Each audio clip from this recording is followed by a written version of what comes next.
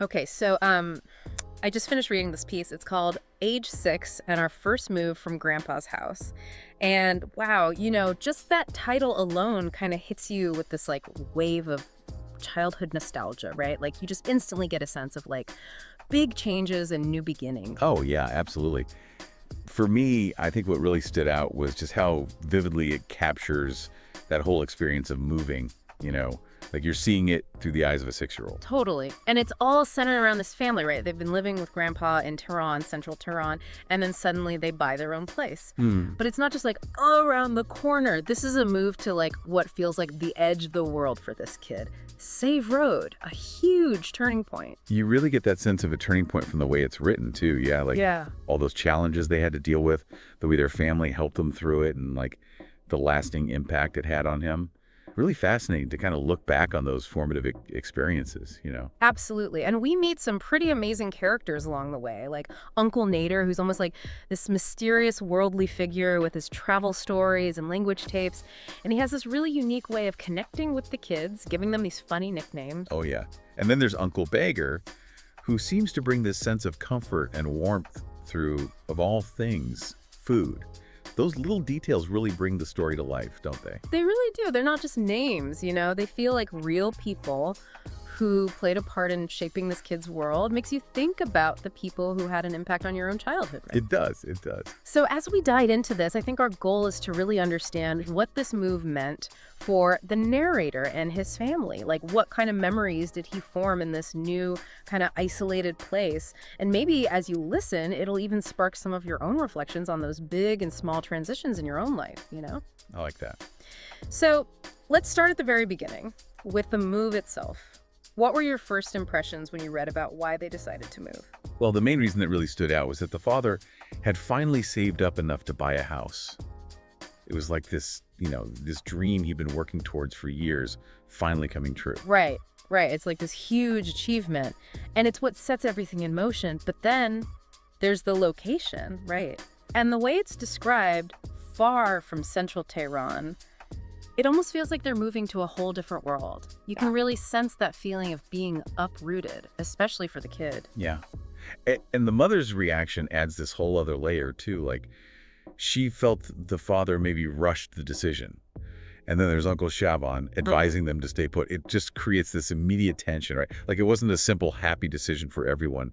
There was this sense of leaving behind their support system, a familiar life. Makes you think about those tough family conversations, All the different perspectives and worries, hopes tied up in a decision like that. Definitely. Okay, so let's talk about Uncle Nader. He seems like such a fascinating character, almost like this window to a wider world for the young narrator. Oh, he really does. Yeah. And that detail about him traveling and having that cassette tape for learning languages, it kind of paints him as this worldly experience figure, almost like he's sparking the narrator's imagination about what's out there beyond their little world, Exactly. And then there's that gift he brings back from Japan. Chopsticks. I mean, how cool is that? And the image of these kids using chopsticks to eat spaghetti is just so charming. Like this, this innocent blend of cultures happening right there in their kitchen. It is. It's a great example of how these little, seemingly insignificant things can actually become these, like, really powerful memories, right? And then there's those nicknames he gives them. Hadi's melon. The narrator is Cantaloupe, Human's watermelon. It just shows this playful, loving dynamic. And the narrator even talks about how much they enjoyed the laughter. It speaks volumes about their bond, It does. It does. It shows how those little silly things can be so meaningful, right? It creates this sense of connection. Yeah. So they've moved to this new place. They have this awesome uncle, but things aren't exactly easy, are they? Not really, no. The story really doesn't shy away from the hardships. Like, they only have running water once a day. They need to store it on the roof. It's a big change from what they were probably used to at Grandpa's house, right? Yeah. You can almost feel how disruptive it must have been to their daily routine. Oh, yeah. And then add the power outages on top of that. It just makes everything so much more difficult. And then those harsh winters, having to boil water for baths. It's like these basic comforts suddenly become a struggle. Yeah. And the flooding, that story about the storm drain overflowing and flooding their neighbor's house, even reaching their own, it's just crazy. That must have been terrifying for a little kid. It really paints a picture of how vulnerable their new home was, It does. You can practically feel the water rising, But even with all that, there's this really beautiful part where the narrator talks about the neighborhood being full of kids and how much fun they had playing together in the alleys. I know, right? It shows just how resilient kids are, you know? Yeah. Even with all the adult stuff going on, all the hardships, they still find ways to create their own world, to find joy in the simplest things. Playing in the alleys, that's like a universal childhood experience. And those games weren't always safe and sound either, were they? Yo. Like Human splitting his head open, the narrator needing stitches on his chin. Those are the kinds of scrapes that, I don't know, they almost feel like a rite of passage, right? Shows just how much they were living it up, how fearless they were. Yeah. It's a different time, that's for sure. Yeah. But what really touched me was that little detail about the mother trying to shield them from the worst of it, you know? Yeah, making sure they still had new clothes for Nowruz, even when money was tight. And then there's that Persian saying she embodied, she kept her face rosy with a slap. So powerful, right? Like she's carrying her own burdens, putting on a brave face for her kids. That's parenthood, you know? It really is. That selfless dedication to their well-being no matter what. It's beautiful. Absolutely.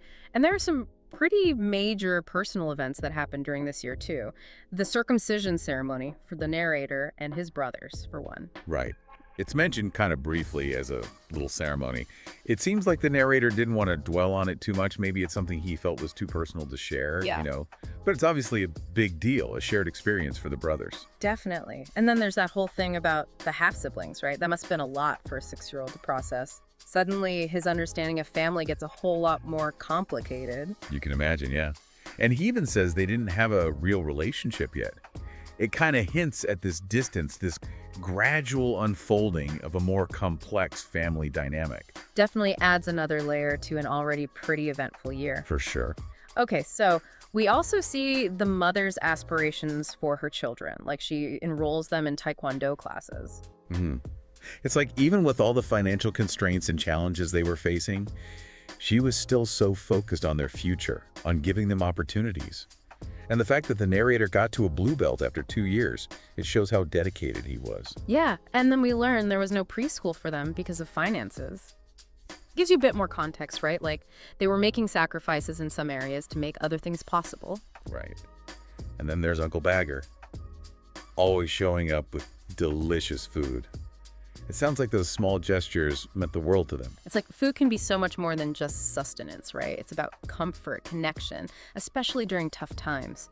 Uncle Bagger's kindness probably went a long way in helping them through those early days in the new place. Oh, yeah. I mean, we all need that kind of support sometimes. It doesn't have to be grand gestures, just those little acts of kindness that can make a real difference. Exactly. So at the end, when the narrator looks back on this whole year, he says it was full of ups and downs, but a part of him still wishes he could go back.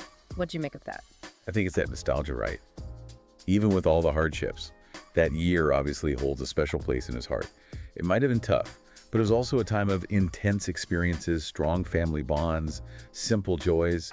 It makes you think about how those tough times and those good times can get all tangled up in our memories, you know? And then he goes on to ask this really deep question. But can time ever truly be reversed? Maybe only in memories and dreams. It's like he's grappling with that universal human desire to go back, to relive the past, even though we know it's impossible. It is. It is. We all have those moments we wish we could revisit, right? Yeah. And all we have are our memories. Right. And then he brings up this really interesting idea, this kind of futuristic thought about the metaverse and how maybe one day we'll be able to actually relive those past experiences. It's such a fascinating connection between this personal reflection on the past and the possibilities of technology, you know? It really is. It makes you think about what reality even means, you know? Like, what if we could literally step back into our memories? Yeah, it's mind-blowing. And the story ends with this sense of anticipation for the next chapter. He's turning 7, about to start elementary school. It feels like the natural closing of one chapter and the beginning of a new one. Yeah. It gives you a sense of closure, but it also reminds you that life goes on, that this is just one part of a much bigger story. So as we wrap up this deep dive into age 6 and our first move from Grandpa's house, what are some of the key takeaways that really resonated with you? Well, for me, the story really highlighted the resilience of families, especially when they're going through big changes. It showed how moving to a new place can bring all sorts of challenges, but also new connections and experiences. and the way they supported each other through it all, it just really emphasized the power of those family bonds. Yeah. And that move, even though it was so disruptive, it really was this pivotal moment for the narrator. It shaped not just his early experiences, but also his whole understanding of family, community, even the world around him. Exactly. And his reflections on the past, that mix of nostalgia and the desire to go back, even though he knows he can't, it really gets you thinking about your own formative years, and how those memories continue to shape us even as we move forward. It does. So just like the story we explored today, we're left with this sense of anticipation, wondering what adventures lie ahead for the narrator. But that, as they say, is a story for another time. Thanks for joining me on this deep dive into age 6 and our first move from Grandpa's house. It's been a pleasure. Thanks for having me. And to all of you listening, thanks for tuning in. Until next time, keep exploring.